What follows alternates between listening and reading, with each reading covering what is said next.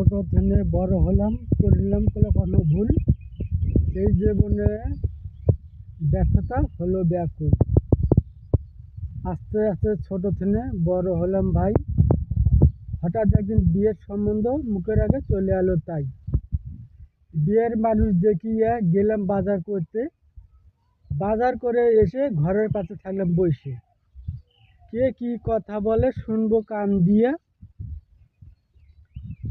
চাচার মেয়ের বাপ চাচার অনেক অনেক বড় লোকই কথা, তারা বলে জামাই তোমাকে কিছুই করতে হবে না, আমাদের ঘরে ধান চাউল তুমি বসে খাবা, প্রতি হাটে বাজার করে দেব আমি তোমাদেরকে, একই পরিবারে তোমরা তিনটে লোক, শুধু শুধু মানে তিন লোক, আমি আছি, আমার মা, আর একমাত্র আমার ভগ্নিপতি আমার বউ। যা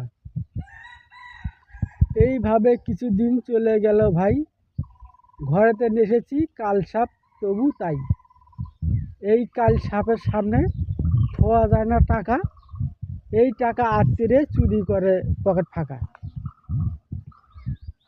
তো ঘটনা হলো কি ভাই, যারা টাকা রোজগার করেন এবং কামাই করেন তারা